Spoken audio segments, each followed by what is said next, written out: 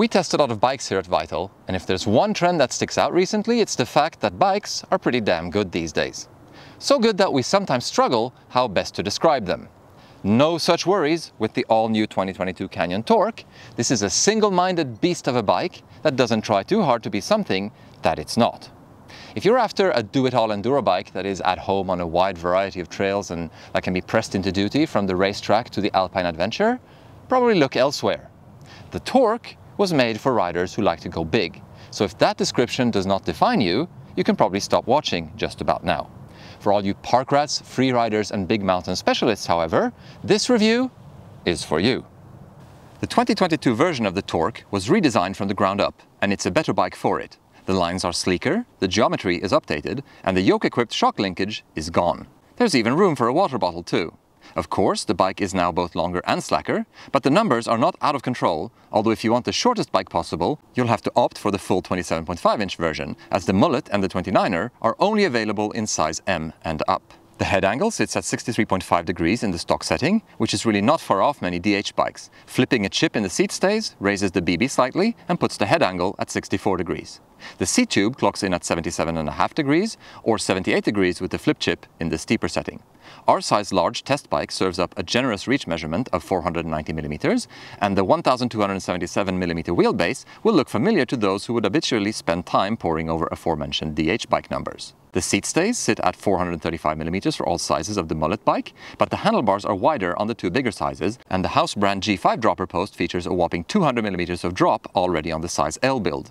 If this sounds like a lot, worry not. The seat tube is very short, and the dropper travel can be reduced in 5mm increments down to 180. The Torque CF8 Mullet pumps out 175 mm of rear wheel travel, and there are two extra springs of different spring weight included in the box, for a total of 3. We applaud this move, as dialing in your spring weight is usually a bit hit and miss, and since Canyon sells direct, their customers won't have the opportunity to get the shop to swap out springs, for example. One of the major changes made to the 2022 Torque was reshaping the anti-squat curve to provide much more pedaling support before and at the sag point, while dropping off significantly deeper into the travel to avoid too much pedal kickback on larger hits. The Torque was built to take freeride and bike park abuse, and the bike definitely gives off that overbuilt vibe right from the first encounter. It's heavy without being overweight, and the imposing tube profiles give the bike a very purposeful stance. Cable routing is internal and fully guided to keep cable rattle noise to a minimum and make replacing cables easier. Double-sealed bearings help keep dirt and moisture at bay, and generous amounts of frame protection will keep the carbon out of harm's way in critical areas. Replaceable thread inserts will further help increase the frame's life expectancy. Our CF8 bike comes spec'd with a Fox 38 Performance Elite fork, a DHX2 factory shock, a Shimano XT 12-speed drivetrain and XT brakes, with DT Swiss FR650 wheels and Maxxis Assegai DHR2 tires for the rolling stock. Canyon's own G5 range of components is present in the cockpit, and the dropper post is Canyon's own as well. As most direct-to-consumer brands do, Canyon ships the bike almost fully assembled. All you need to take care of is installing the wheels and handlebars and setting up your suspension components to your liking. The brakes should already be aligned, and the rear derailleur should be adjusted and ready to roll. Canyon includes a toolbox with each bike, which contains all the essential tools needed to complete the required assembly, including a torque wrench. No excuses if you strip a bolt. The new Torque feels like a big bike when you first swing a leg over it. This tester, me, is 1.84 m or 6'0", and the 490 reach is at the upper limit of where I am the most comfortable. The short seat stays coupled with the tall front end give the feeling that there's a lot more bike in front of you than behind you.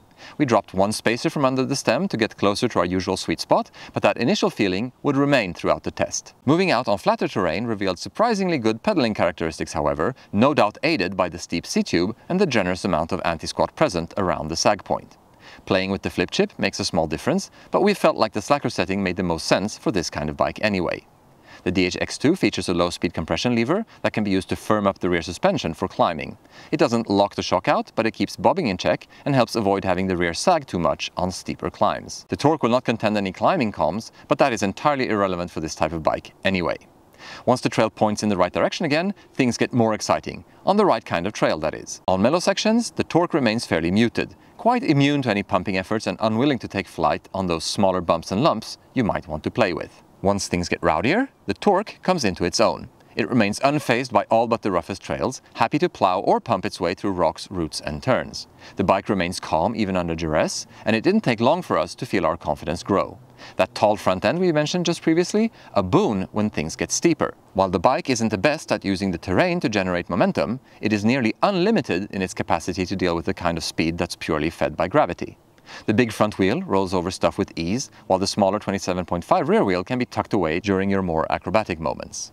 When the speed picks up, so the torque becomes an increasingly willing airtime partner. As we already alluded to, it's not the poppiest bike we've ever ridden. We certainly wouldn't sign it up for any bunny hopping contests. Consequently, it's also not very playful on smaller lips. However, aim for some more consequential ramps and it shows off impressive poise and balance in the air. We found ourselves backing off the rebound and pushing it harder and harder into the takeoff without ever feeling like we were about to get bucked. Needless to say, the bike also shrugs off bigger landings like it was nothing, even with the more linear coil shock. With that tall front and calm composure, the torque will reward you for moving your weight forward and going for it.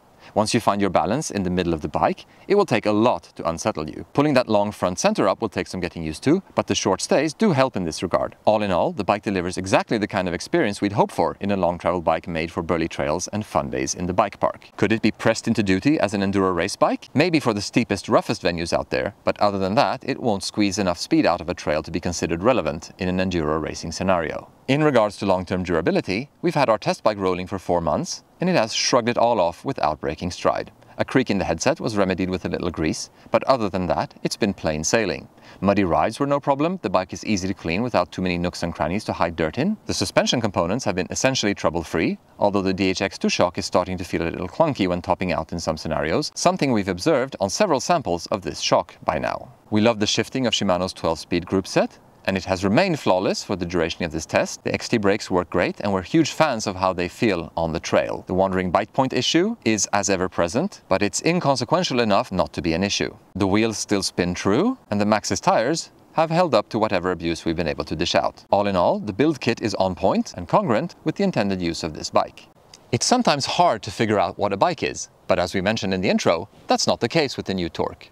Not a long travel enduro bike, but rather a dedicated park and freeride rig that feels right at home on rougher trails and wherever smiles have little to do with miles, but happiness is measured by the amount of high fives exchanged in the lift line after each run. If big air and big terrain is the name of your game, you'll find a willing and confidence-inspiring partner in the new Torque as you set out together to enjoy what gravity has to offer. You can even run a dual crown fork if you so wish. If carrying speed on mellower trails is also important to you, look elsewhere. Okay then, that's the end of this review. We hope you enjoyed it. You can head on over to our site to read more about our experience with the new Torque, and you can of course also leave a comment and like this video right here on YouTube. Go ahead and hit that subscribe button too, if you haven't done so already. Until next time, happy trails!